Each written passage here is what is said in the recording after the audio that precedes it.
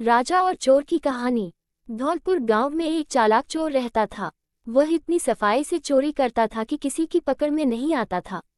लोगों का मानना था कि वो किसी की आंख से काजल चोरी कर लेगा तो भी किसी को भनक नहीं लगेगी। गांव में चोरी करते करते अब उसे बोरियत होने लगी थी। वह दूसरे चोरों के बीच अपनी धाक जमाना चाहता था। उसने सोचा कि क्यों न राजधानी जाकर राजमहल में सेंध मारी जाए। इससे दूसरे चोरों के बीच उसका रुतबा बढ़ेगा। ये सोचकर वह राजधानी आ गया। अब समस्या ये थी कि राजमहल में चोरी कैसे की जाए। वहां सुरक्षा में पहरेदार 24 घंटे तैनात रहते थे। कई दिनों तक रेकी करने के बाद उसने ध्यान दिया कि महल के ऊपर जो घड़ी लगी है वह समय बताने के लिए हर घंटे बजती थी। चोर के दिमाग में एक विचार आया। चोर रात में कुछ लोहे की कीलें और हथौड़ी लेकर राजमहल पहुंचा और जैसे ही घंटी बजती वह दीवार पर एक कील ठोक देता। इससे घंटी की आवाज में हथौड़े की आवाज दब जाती और किसी को पता भी नहीं चलता था। इस तरह उसने 12 कीलें ठोक दी। उन कीलों के सहारे वह महल में दाखिल हो गया और हीरे जवाहरात चोरी करके रफू चक्कर हो गया। अगले दिन जब राजा को चोरी का पता चला तो उसे यह जानकर बड़ी हैरानी हुई कि इतनी सुरक्षा के बावजूद भी कैसे कोई राजमहल से चोरी करने में कामयाब हो सकता है। राजा ने नगर में सिपाहियों की संख्या बढ़ाने का आदेश दिया और कहा कि कोई भी व्यक्ति रात में घूमता नजर आए तो चोर समझकर गिरफ्तार कर लिया जाए। दरबार में ऐलान के वक्त चोर भी भेष बदलकर मौजूद था। उसने चालाकी से पता लगा लिया कि कौन कौन से सिपाही इस काम के लिए चुने गए हैं। उसने उन सिपाहियों के घर का पता लगाया और साधु का भेष धारण करके उनके घर पहुंच गया। वहां उसने पाया कि सभी सिपाहियों की पत्नियां चाहती थी कि उनका ही पति चोर को पकड़े। इस बात का फायदा उठाते हुए उसने सभी की पत्नियों को कहा कि पूरी रात तुम्हारे पति चोर की तलाश में बाहर रहेंगे। इस बीच चोर तुम्हारे पति का वेश धारण कर घर में घुसने की कोशिश करेगा। भले ही वह तुम्हारे पति की आवाज निकाले, लेकिन तुम उसे अंदर मत आने देना और गर्म कोयला फेंकना।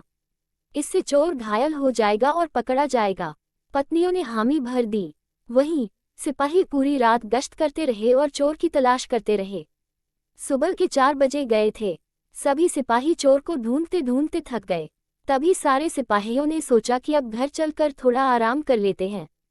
जब वे घर पहुंचे और दरवाजा खटखटाया तो पत्नियों को शक हुआ। उन्होंने सोचा कि साधु की बात सच हो गई। जरूर ये चोर है जो भेष बदल कर आया है। वे जलता हुआ कोयला अपने पतियों पर फेंकने लगी। इससे सारे सिपाही घायल हो गए। उन्हें अस्पताल में भर्ती कराना पड़ा। दूसरे दिन राजा को जब सारी बात पता चली तो वह चिंतित हो गया। उसने फौरन कोतवाल को आदेश दिया कि जितनी जल्दी हो सके उस चोर को पकड़कर हाजिर किया जाए। कोतवाल ने शहर में पहरा देना शुरू कर दिया। इस दौरान कोतवाल को एक युवक आता दिखा। कोतवाल ने उस लड़के से पूछा, कौन हो तुम? युवक ने कहा, मैं चोर हूँ। कोतवाल को यकीन नहीं हुआ। भला इस तरह कोई खुद को चोर कैसे बता सकता है? उसे लगा युवक मजाक कर रहा है। कोतवाल ने आगे कहा, अगर तुम चोर हो तो चलो, तुम्हें जेल में बंद करने का आदेश मिला है। वह युवक चोर तैयार हो गया। कोतवाल उसे लेकर एक कमरे में गया, जिसे देखकर चोर ने बोला कि कोतवाल साहब, इस जेल को तो कोई भी खोल सकता है। कोतवाल बोला, इसे खोला नहीं जा सकता। चोर बोला, आप अंदर जाए, मैं बताता हूँ इसे कैसे खोल सकते हैं। कोतवाल मान गया और जैसे ही अंदर गया, चोर ने दरवाजा बंद करके लॉक कर दिया और हंसते हुए बोला, मैंने पहले ही बोला था मैं चोर हूँ, आप माने नहीं। कोतवाल पूरी रात जेल में बंद रहा। सुबह सिपाहियों की मदद से कोतवाल किसी तरह जेल से बाहर आया और राजा के पास पहुंचकर उसने सारी कहानी सुनाई। पूरी बात सुनकर राजा दंग रह गया। अब उसने खुद चोर को पकड़ने का फैसला किया। रात होने पर राजा ने गश्त देना शुरू कर दिया। इस दौरान चोर ने साधु का भेष बनाया और एक पेड़ के नीचे धूनी जमाकर बैठ गया। गश्त के दौरान राजा इधर उधर के चक्कर काट रहा था। इस दौरान उसने पेड़ के नीचे साधु को बैठा देखा तो पूछा कि बाबा, इधर से किसी अजनबी इंसान को जाते देखा है क्या?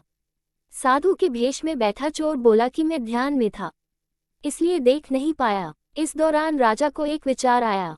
उसने तय किया कि वह साधु की पोशाक पहनकर पेड़ के नीचे बैठकर नजर रखेगा और साधु चोर को अपने कपड़े पहना देगा ताकि वह नगर के चक्कर लगा सके। पहले तो चोर इस बात पर राजी नहीं हुआ, लेकिन काफी चर्चा के बाद वह राजा के कपड़े पहनने के लिए राजी हो गया। राजा साधु के भेष में पेड़ के नीचे बैठ गया। इस दौरान चोर ने राजा के कपड़े पहने, घोड़े पर बैठा और महल जाकर आराम से सो गया। जब पूरी रात गुजर गई सुबह के 4 बजे के करीब राजा को लगा कि साधु तो अब तक लौटा नहीं और न ही कोई अजनबी इस रास्ते से गुजरा, तो उसने महल लौट जाने का फैसला किया। जब वह महल के फाटक के पास पहुंचा तो पहरेदारों ने सोचा कि राजा तो काफी पहले महल आ चुके हैं, ये जरूर कोई बहरूपिया है। उन्होंने राजा को बहरूपिया समझकर जेल में डाल दिया। भोर होने पर एक संतरी ने राजा को पहचाना और जेल से बाहर निकाला। वह राजा के पैरों पर गिरकर माफी मांगने लगा। राजा ने उसे माफ कर दिया। राजा ने महल पहुंचकर देखा कि चोर रात भर उसके बिस्तर पर सोया और उसी की पोशाक में फरार हो गया। अगले दिन राजा ने ऐलान किया कि अगर चोर उसके सामने आ जाएगा तो उसे बख्श दिया जाएगा, साथ ही उसे इनाम भी दिया जाएगा। चोर वहां मौजूद भीड़ से निकलकर बोला कि मैं ही चोर हूं। सबूत के तौर पर उसने राजा को उसकी पोशाक दिखाई और चोरी का सारा सामान भी वापस कर दिया। राजा ने अपने वादे के मुताबिक चोर को माफ कर दिया। राजा ने भेंट में उसे एक गांव दिया, साथ ही वादा लिया कि भविष्य में वह कभी चोरी नहीं करेगा। इस तरह चतुराई के बल पर चोर ने खुद को साबित किया और खुशी खुशी जीवन यापन करने लगा।